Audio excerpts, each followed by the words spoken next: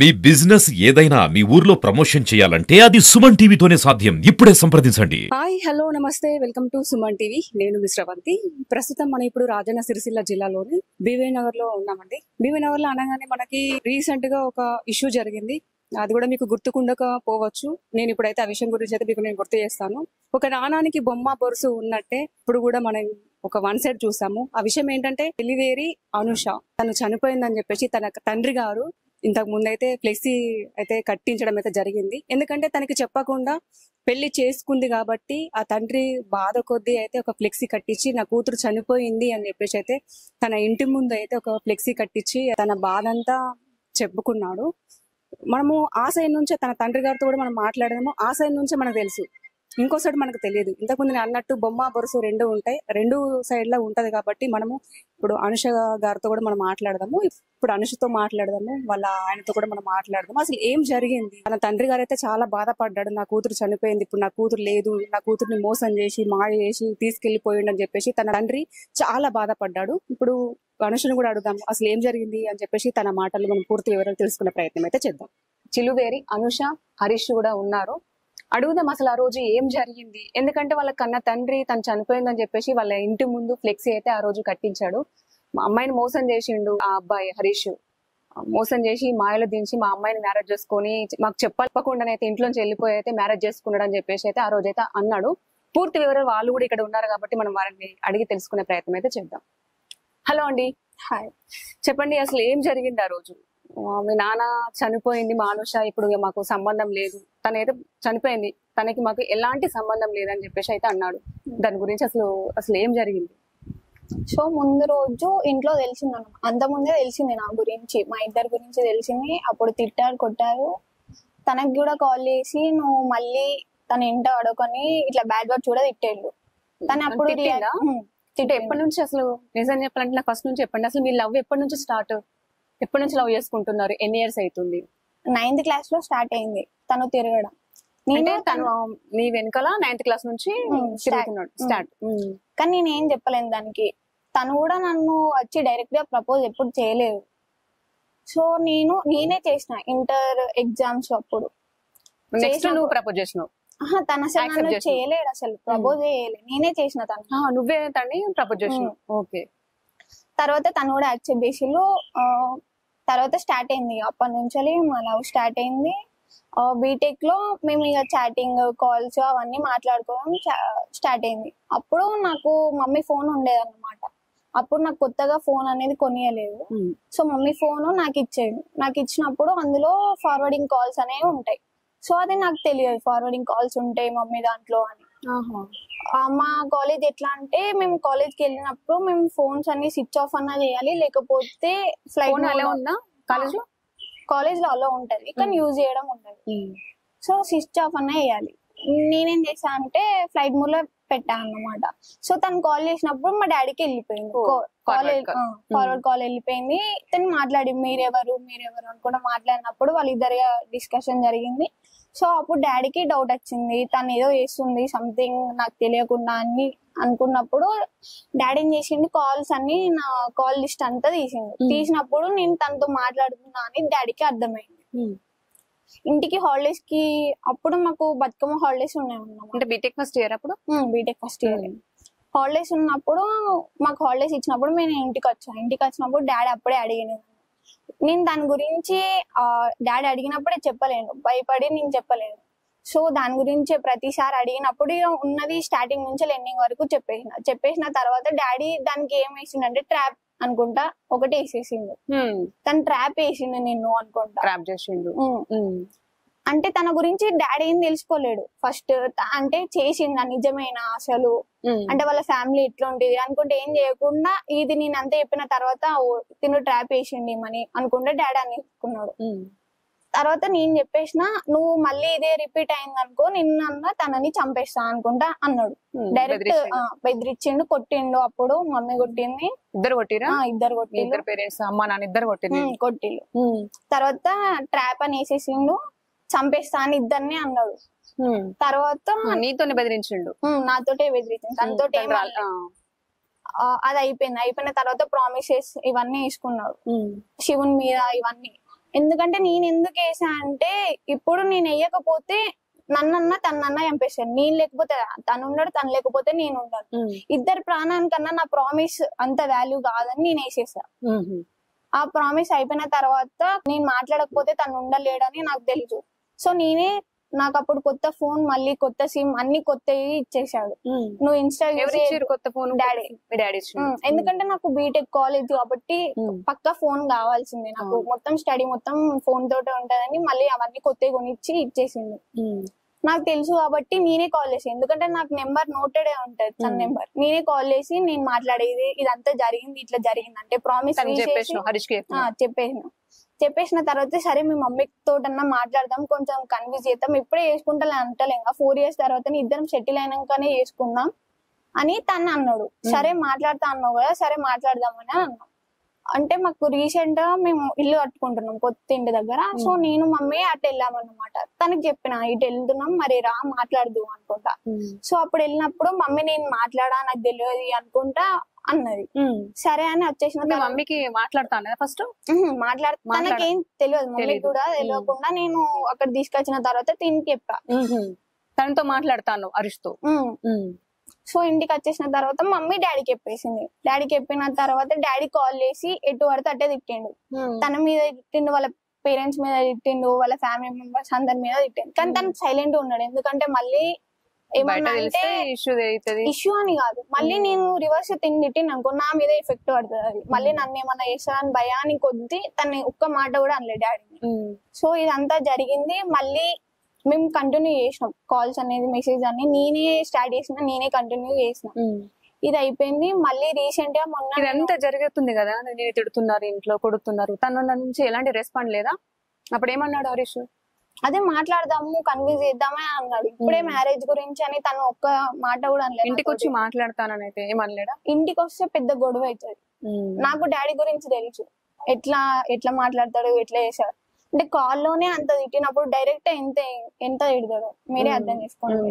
So అందుకే direct వద్దు, direct అయితే పెద్ద ఇష్యూ అవుతుంది. మమ్మీతో కన్విన్స్ చేసి మమ్మీ డాడీకి ఇట్లా చెప్తుంది కావచ్చు అని మేము అట్లా అనుకున్నాం. మమ్మీ ఏం చేసింది, డాడీకి చెప్పేసి డాడీ తినని తిట్టేసిండు. సో అట్లా అయిపోయింది. ఇక దాని గురించి ఇప్పుడే వద్దు, మనం ఒకవేళ సెటిల్ అయినాక చేసుకుంటే బాగుంటదేమో అని అనుకున్నాం. 4 years అవుదాం, 4 years తర్వాత నువ్వు సెటిల్ అవుతావు, నేను సెటిల్ అవుతా, అప్పుడు వేసుకుంటే ఓకే, ఇద్దరు బాగానే సెటిల్ అయ్యిలుగా ఇచ్చేసి అయిపోతుంది, సేమ్ క్యాస్ట్. సో పెద్దవాళ్ళతో మాట్లాడుకో, సేమ్ క్యాస్ట్, సో మాట్లాడితే అయిపోతాయి కదా మేము అనుకున్నాం. సో అట్లనే తెలియకుండా కంటిన్యూ చేద్దామని అనుకున్నాం. సో అట్లనే కంటిన్యూ చేసాం. మొన్న నేను వచ్చినప్పుడు చాట్ డిలీట్ చేయలేను. చాట్ డిలీట్ అయినప్పుడు తమ్ముడు చూసిండు మొత్తం చాట్. అంటే ఎగ్జామ్స్ అయిపోయిన తర్వాత మొన్న మాకు హాలిడేస్ ఇచ్చారు, ఉగాదికి ఫెస్టివల్ కి వచ్చిన హాలిడేస్ ఇచ్చారు. అప్పుడు వచ్చినప్పుడు నేను వాష్రూమ్కి వెళ్ళినప్పుడు తమ్ముడు ఫోన్ తీసుకొని చూసాడు, చాట్ చూసి మమ్మీకి చెప్పేసిండు. అప్పుడు తమ్ముడే నన్ను చంపేస్తా అని డైరెక్ట్ గా వచ్చేసిండు, ఇక్కడ పట్టుకొని చంపేస్తా నిన్ను అనుకున్నాడు మా తమ్ముడే. మా మమ్మీ చాలా అంటే చాలా కొట్టింది. నెక్స్ట్ రోజు డాడీకి చెప్తాను, డాడీకి చెప్తే సిచ్యువేషన్ ఎట్లుంటే నన్ను చంపేస్తాడు, తనని చంపేస్తాడు, అదే జరుగుతుంది ఫస్ట్ మెయిన్ పాయింట్. మీరేమనుకుంటారు, కన్న కూతుర్ని ఎవరు చంపుకోరు అని అంటారు, కానీ నాకు తెలుసు మా డాడీ గురించి ఎట్లా ఉంటాడో అని. ఎలా ఉంటాడు? కొంచెం సైకో మైండెడ్ మా డాడీ. అంతేనా?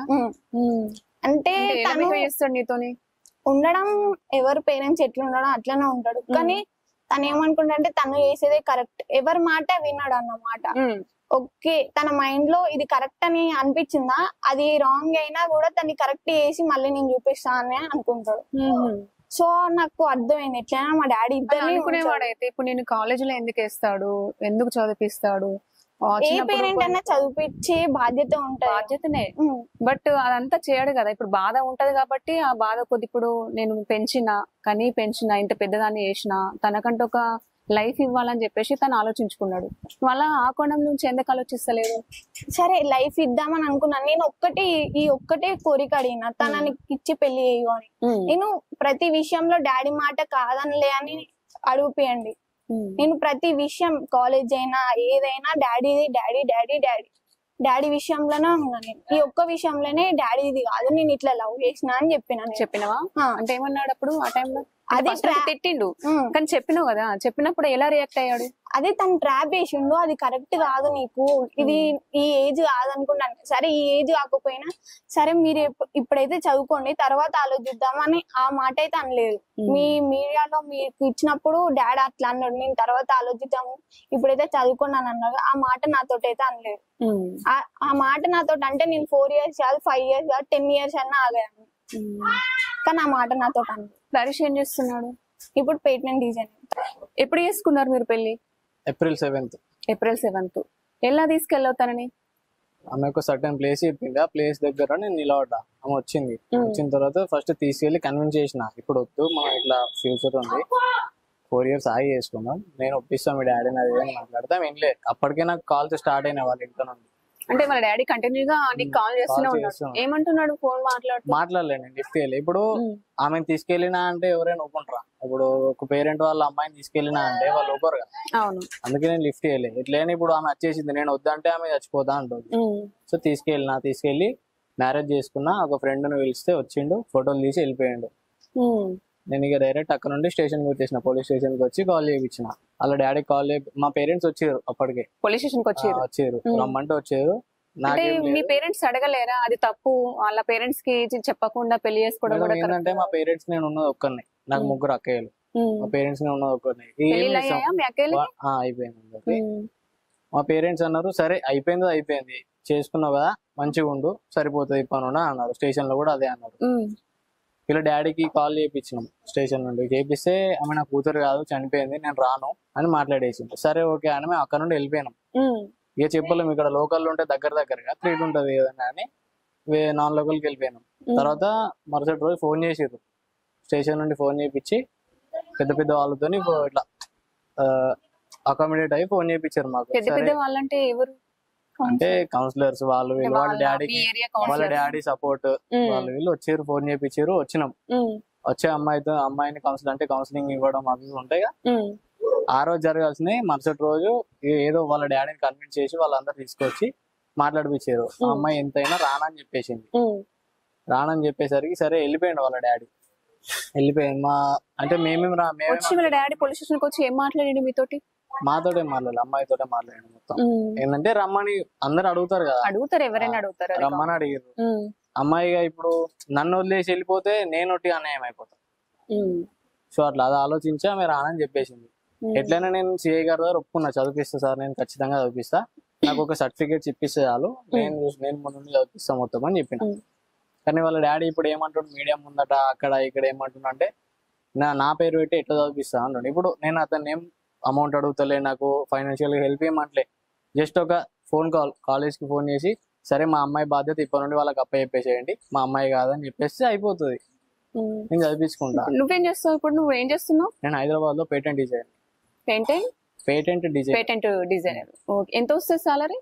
నేను రీసెంట్ గానే అంటే నాది ఎట్లా అంటే ట్రైనింగ్ అందులోనే, జాబ్ అందులోనే. తెలిసిన వాళ్ళ కంపెనీ. స్టార్టింగ్ 15,000, ఇప్పుడు 20K. సరిపోతుందా మరి? తన కాలేజ్ చదివే ఇంకా లక్షల్లో ఉంటది.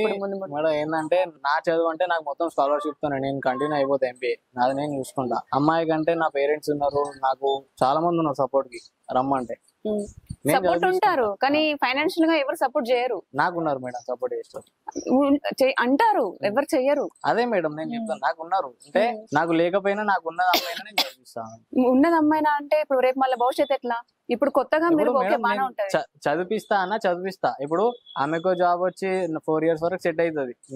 నాకు 2 ప్లేస్లు ఉన్నాయి మేడం, ఒకటి అమ్మాయి ఒకటి చదివించుకొని ఒకటి మేము ఇల్లు కట్టుకున్నా అయిపోతుంది మాకు. వాళ్ళ డాడీ ఏమంటుండే, వాళ్ళకి ఏం లేదు అంటే వచ్చి చూసిండ మేడం ఇప్పుడు నా గురించి బేసిక్ తెలుసుకోకుండా నాకు కాల్ చేసి ఎటువంటి దగ్గర ఎత్తిండు. నేను అప్పుడు కూడా ఏం రియాక్ట్ చేయాలి, అప్పుడు నేను రియాక్ట్ అయితే ఈమెకి ఇబ్బంది. మరి నువ్వు అనలేదా ఇప్పుడు కొద్ది రోజులు ఆగుదాము? ఎవరైనా పేరెంట్స్ కోపానికి వస్తారు, ఎందుకంటే ఇప్పుడు తనను పుట్టినప్పటి నుండి ఇప్పుడు కన్న బిడ్డ చెప్పకుండా పోతే, ఇప్పుడు ఫర్ ఎగ్జాంపుల్ ఇప్పుడు నువ్వే ఉన్నావు, మీ అక్కయ్య నీకు చెప్పకుండా ఇంట్లోంచి వెళ్ళిపోతే నీకు ఎంత కోపం వస్తుంది? యాక్చువల్లీ మేడం ఇది కూడా నేను చెప్తా, వాళ్ళ డాడీ ఏమన్నారంటే వాళ్ళ 3 అక్కయ్యలు అది ఇది అని అన్నాడు.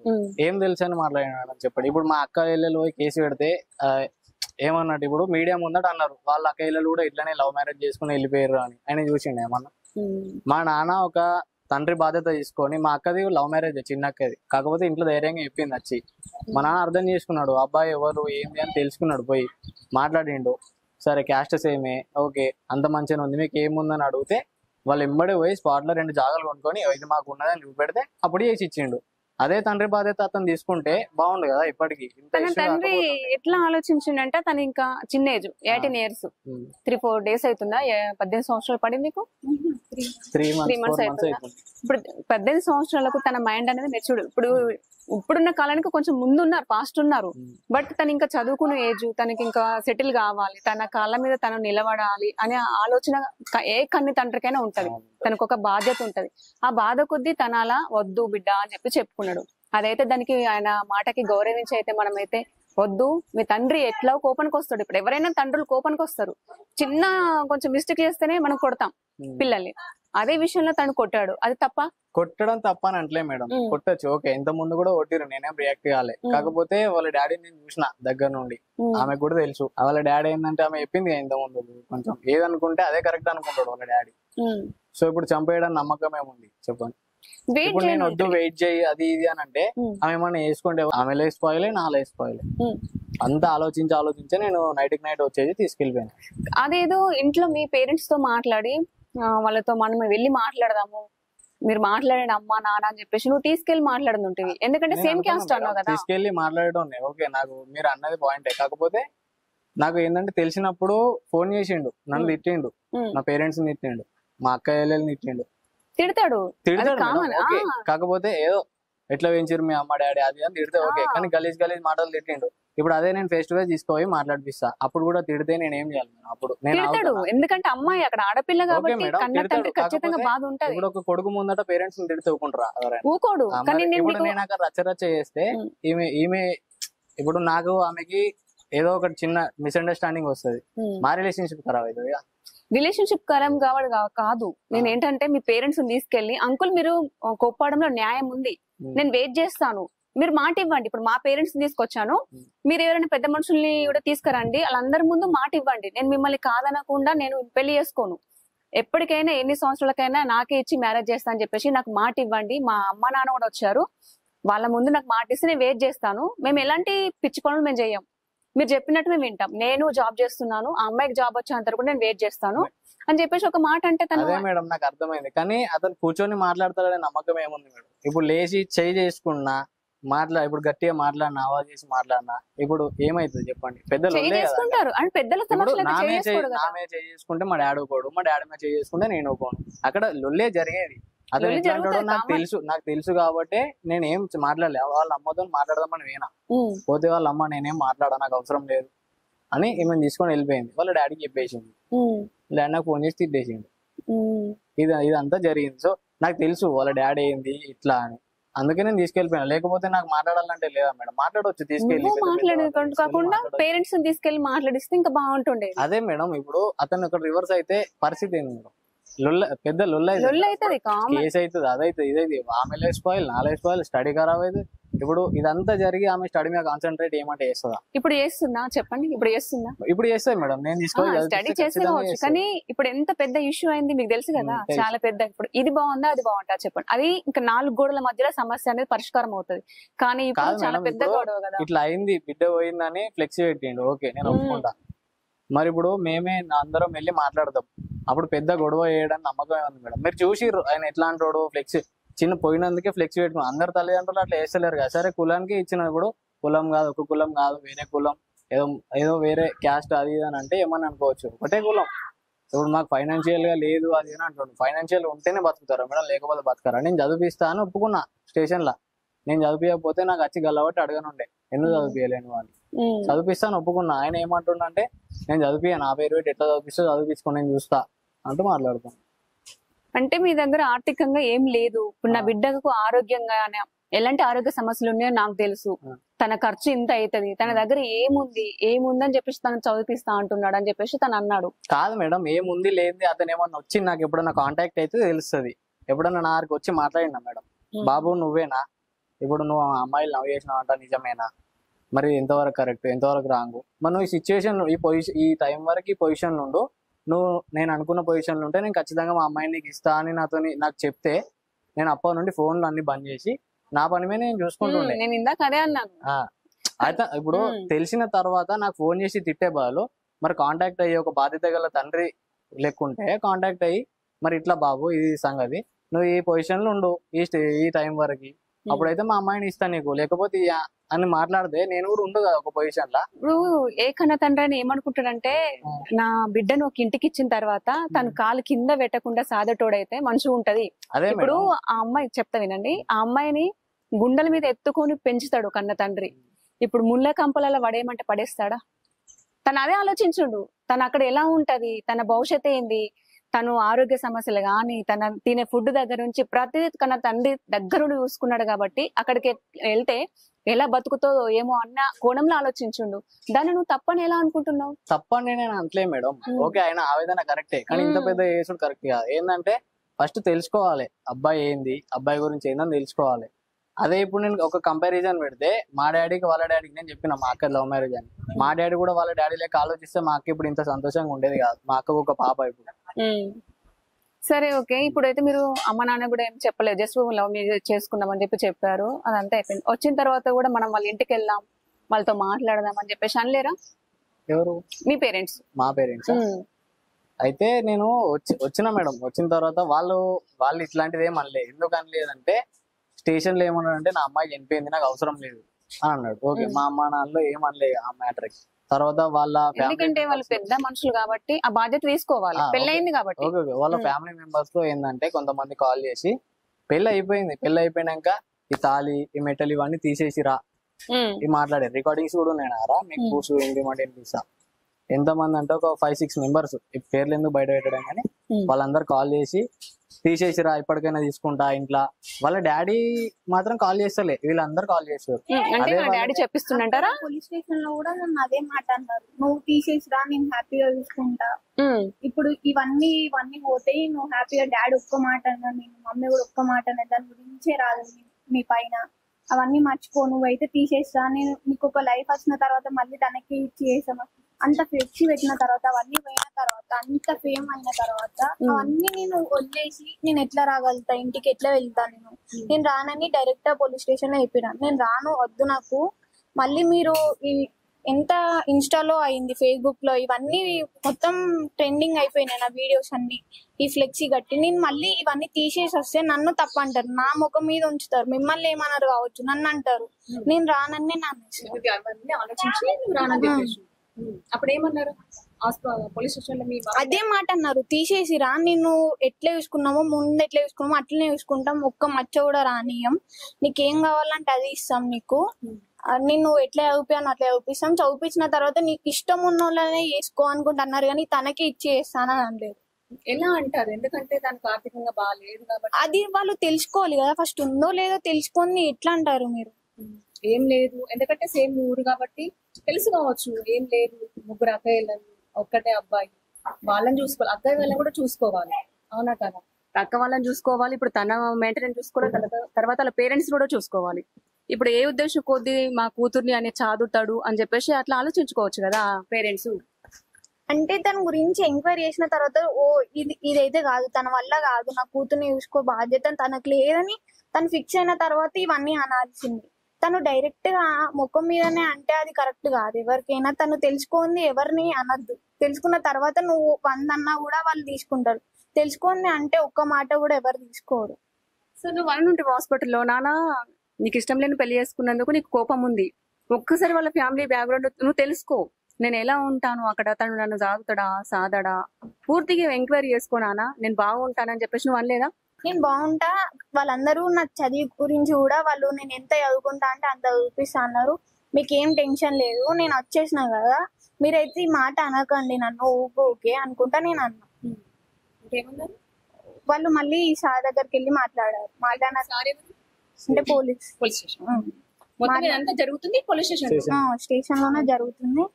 తను వచ్చి నన్ను పిలిచాడు, ఆ సార్ పిలిచి సరే నువ్వు అటు వెళ్తావా ఇటు వెళ్తావా అంటే, సార్ నేను వెళ్ళను, ఇంత ట్రెండ్ అయిపోయింది నా వీడియో, నేను వెళ్తే నన్నే తప్పు అంటారు, నేను వెళ్ళను సార్ నేను ఇటే వెళ్తా అనుకుంటా అంటే, సరే నువ్వు వెళ్ళి మీ పేరెంట్స్ తో మాట్లాడతా అంటే సరే అని మాట్లాడేసింది.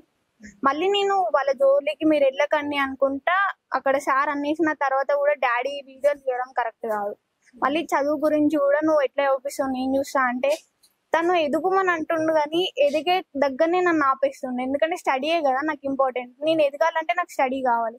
తను ఏమంటున్నా నేను ఎట్లా చూపిస్తాను నేను చూస్తా అంటే అది కరెక్ట్ కాదు కదా.